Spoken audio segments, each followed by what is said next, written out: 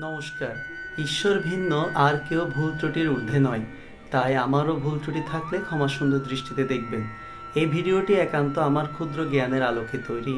কারোর সাথে কোনো সাংঘর্ষিক হলে আমি প্রথমে ক্ষমা চেয়ে নিচ্ছি। সাথে কোনো প্রকার দ্বিমত থাকলে তা ব্যক্তিগতভাবে জানানোর অনুরোধ করছি, অন্যথায় অন্যজনের শিক্ষার আগ্রহ নষ্ট হতে পারে। শুধু গীতামুখী ও ধর্মীয় চেতনায় যারা উদ্বুদ্ধ হতে চায়, ভিডিওটি তাদের জন্য। জয় গীতা। নমস্কার সবাইকে, গীতা মাহাত্ম্যে আপনাদেরকে শুভেচ্ছা জানাচ্ছি। প্রথমে আমরা 44 নম্বর শ্লোক থেকে শুরু করছি। সবাই আমরা প্রস্তুত আছি? আচ্ছা, তাহলে আমরা বলি শ্রী ভগবান উবাচ, শ্রী ভগবান উবাচ, শ্রী ভগবান উবাচ। শ্রী ভগবান উবাচ। আমরা সাথে সাথে অর্থটা বলবো। ভগবান শ্রীকৃষ্ণ বললেন। ভগবান শ্রীকৃষ্ণ বললেন। আচ্ছা, উবাচ মানে হচ্ছে বলা, বলেছেন, ঠিক আছে। এবার আসো, গীতা মে, গীতা মে, গীতা মে গীতা মে, হৃদয়ম পার্থ, হৃদয়ম পার্থ, হৃদয়ম পার্থ, হৃদয়ম পার্থ, গীতা মে, গীতা মে, হৃদয়ম পার্থ। হৃদয়ম পার্থ, দেখি তোমরা বলো তো। গীতা মে, হৃদয়ম পার্থ। হ্যাঁ, ঠিক আছে। এখন এই সম্পর্কে আমরা বাংলাটা বললি।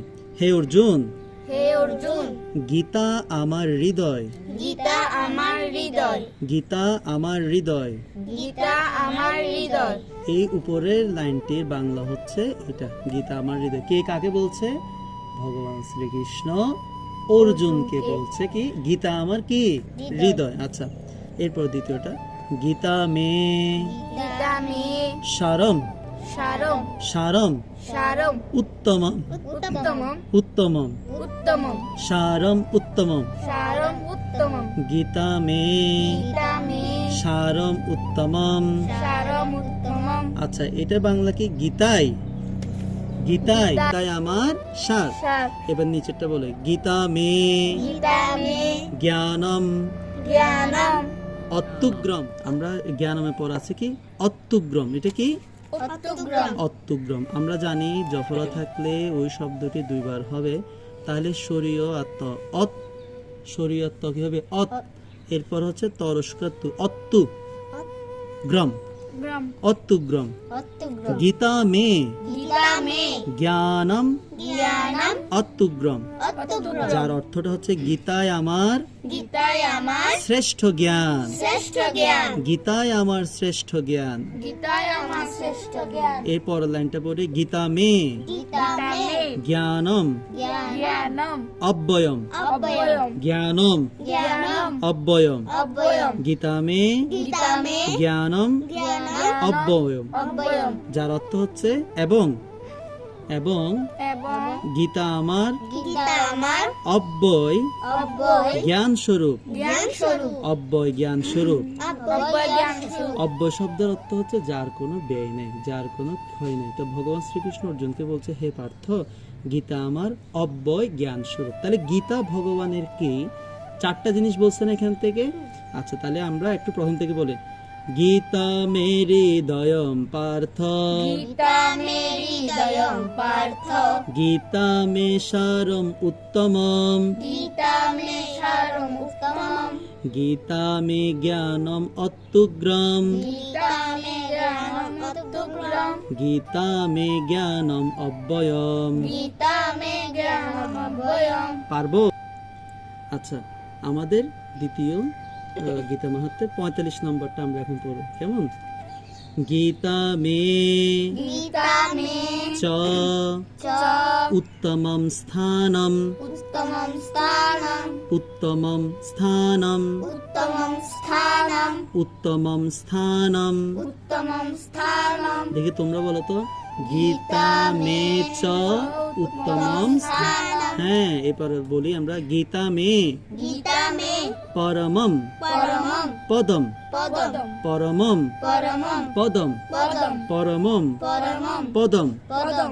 গীতা মে গীতা মে পরমম পদম। পরমম পদম। দেখি তোমরা বলো তো, গীতা মে পরমম পদম আচ্ছা, এর আগে যেটা পড়েছে গীতা মে চ গীতা মে চ উত্তমম স্থানম, উত্তমম স্থানম যার অর্থ হচ্ছে আমরা বলি গীতা আমার গীতা আমার উত্তম স্থান, উত্তম স্থান গীতা আমার গীতা আমার উত্তম স্থান। উত্তম স্থান তাহলে ভগবানের সবচেয়ে উত্তম স্থান কোনটি? হ্যাঁ, পরেরটা পড়ে গীতা মে গীতা মে পরমম পদম, পরমম পদম যার বাংলা হচ্ছে গীতা আমার গীতা আমার পরম পদ। পরম পদম তাহলে ভগবানের পরম পদ কোনটা? গীতা গীতা। এবার নিচেটা বলি গীতা মে গীতা মে পরমম পরমম পরমম। পরমম আচ্ছা, এখানে অনুস্বার থাকলে আমরা ম উচ্চারণ করবো, এটা তো জানি তো। আচ্ছা, পরমম পরমম গুহ্যম, গুহ্যম এই একটি জিনিস আমাদের এখন ভালো মতো শিখতে হবে, গুহ্যম। গুহ্যম এই গুহ্যমটা কিভাবে বলবো? এটাকে বাংলায় বলা হয় গুহ্য। কি বলা হয়? গুহ্য গুহ্য। আমরা যেমন বাংলাতে একটা শব্দ শিখেছি দন্তস্ব হ জফলা, সহ্য।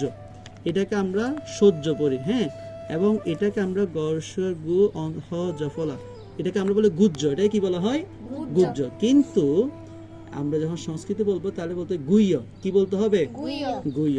এখন গুহ্য বা গুহ্য শব্দের অর্থ কি জানো? গোপনীয় বস্তু, গোপনীয়। বস্তু তাহলে গুহ্য শব্দের অর্থ কি বলো? গোপনীয়। বস্তু আবার বলো, গুহ্য শব্দের অর্থ কি? গোপনীয় বস্তু গীতা মে গীতা মে পরমম গুহ্যম, পরমম গুহ্যম গীতা আমার গীতা আমার পরম পরম গুহ্য। গুহ্য বাংলাতে আমরা গুহ্য বলবো, কেমন? এরপর বলো গীতা মে গীতা মে পরম পরম গুরু, গুরু গুরু। গুরু গীতা মে গীতা মে পরম গুরু, পরম গুরু যার বাংলা হচ্ছে গীতা আমার গীতা আমার পরম গুরু। পরম গুরু তাহলে ভগবানের পরম গুরু কে? গীতা গীতা। আমরা তাও এখানের মধ্যে 45 নম্বর শ্লোকের মধ্যে আরো 4টা জিনিস আমরা জানতে পারলাম। ভগবান আমাদেরকে আরো 4টি নির্দেশনা দিল, সকল নির্দেশনার মূল হচ্ছে গীতা, তাই তো? তা আমরা আবার প্রথমটা একটু পড়বো, আমি পড়াবো, তোমরা পড়বে, কেমন? গীতা মে চ উত্তমম স্থানম, গীতা মে চ উত্তমম স্থানম গীতা মে পরমম পদম, গীতা মে পরম পদম গীতা মে পরমম গুহ্যম, গীতা মে পরমম গুহ্যম গীতা মে পরম গুরু, গীতা মে পরম গুরু গীতা মে চ উত্তমম স্থানম, গীতা মে চ উত্তমম স্থানম গীতা মে পরমম পদম, গীতা মে পরমম পদম গীতা মে পরমম গুহ্যম, গীতা মে পরমম গুহ্যম গীতা মে পরম গুরু। গীতা মে পরম গুরু তাহলে আমরা গীতা মাহাত্ম্যগুলো যখন পড়বো, সাথে সাথে তার অর্থ সব ভালো করে বোঝার চেষ্টা করব। গীতা পাঠ করার আগে, গীতা পাঠ শিখার আগে আমাদের গীতা মাহাত্ম্যটা ভালো করে বোঝা সবার কি উচিত। তাহলে আজকের মতো ক্লাস এখানে সমাপ্ত। নমস্কার।